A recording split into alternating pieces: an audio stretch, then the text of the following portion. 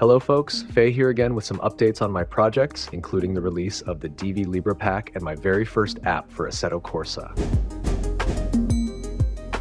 Starting with the full version of DV LIBRA, which has been available on my Patreon for a few days now in early access for my awesome Patreon backers. It's available in both Gamma and LCS versions of Pure, and the free public release is only a few days away. DV LIBRA itself is actually a 3-in-1 PPF pack now, with the DV LIBRA filter as its core. This one was built primarily for photography, but it's still perfectly happy doing normal driving duties too. Compared to the first preview build, I've added a few extra controls to make screenshots easier to fine-tune, including reflection presets, an anamorphic glare toggle, and my own ambient light manipulation called the DV Magic slider. In short, I only add essential controls that make taking cool screenshots easier, instead of giving you 69 sliders that you won't even touch. The second filter in the pack is DV LIBRA Ethos. While the original DV LIBRA leans toward deeper shadows and stronger contrast, Ethos takes a more relaxed approach. The inspiration came partly from Ride 4, mixed with a few of my own recipe. The result is softer lighting, gentler shadows, and an image that almost feels like it's living under an overcast sky, regardless of the weather. Interestingly, Ethos wasn't even planned at the beginning. It started as an experiment with ambient lighting and shadow behavior, but the more I tested it, the more it developed its own personality. Areas that would normally disappear into darkness suddenly became easier to see without making the image look flat. I also added cloud controls to give you more freedom over the sky during both day and night conditions.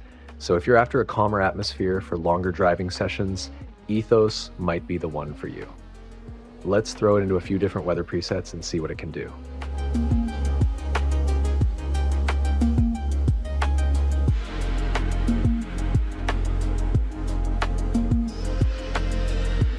The third member of the family is DV LIBRA Onboard.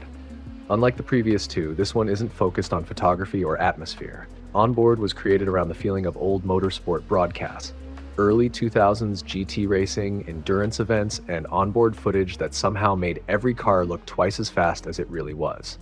Features like speed tunneling, impact effects, and a more immersive first-person presentation are all there to recreate that sensation. The goal wasn't technical realism. The goal was capturing the speed vibe. Of course, none of this happened overnight. Along the way, I ended up digging through pure Gamma, pure LCS, tone mapper behavior, scripting systems, and enough testing sessions to accidentally discover that daylight had already disappeared outside my window. Now, moving from the visual side of the game to the information side, it's about my first Assetto Corsa app. Since there's a bunch of data sticking in the app, I named it STYX. The app itself didn't actually start in Assetto Corsa. The original idea goes all the way back to 2021 when I built a SimHub overlay for Automobilista 2 and Project Cars 2. Back then I was getting tired of racing information being scattered all over the screen like somebody dropped a toolbox during a pit stop. Instead of adding more widgets, I wanted to organize them better. Then finally I have the courage to share it in overtake.gg, back when it's still Race Department in 2022. At its core, DV STYX focuses on the information drivers actually checked during a session. Timing, gaps, tires, damage, session details, and all the important stuff without cluttering your screen. The heart of the app is unified mode, where everything lives together inside a single toolbar, with a ton of customization options, from adjusting the scale and margins of individual modules, to changing the toolbar background, to personalizing how different conditions alert you with custom sounds. The timing module is one of the core features of the app, allowing you to see your personal best lap on a track along with detailed sector times to help identify where you can improve and ultimately beat your fastest lap. During qualifying and race sessions, it also displays the gaps to the drivers ahead and behind. As for the DRS toggle feature, I fixed an issue before release by implementing a parser that reads each track's DRS zones file. The visual message and audio beep are precisely triggered within a 150-meter window before the actual DRS detection and activation lines. To ensure stability, the file parsing runs safely inside the physics script update loop rather than the UI thread, completely avoiding any CSP C++ crashes. The result is DRS behavior that is now 100% identical to the official F1 games.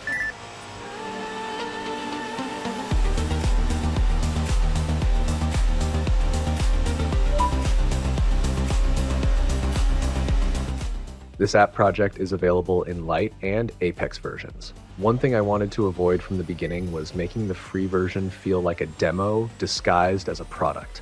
Instead, LITE includes everything you need for normal racing and solo sessions, while Apex expands things further with modular mode, additional customization, extended information, and more ways to fine-tune the layout. You can follow the updates in my Patreon and the app's overtake.gg mod page. Before I wrap things up, I have a little announcement.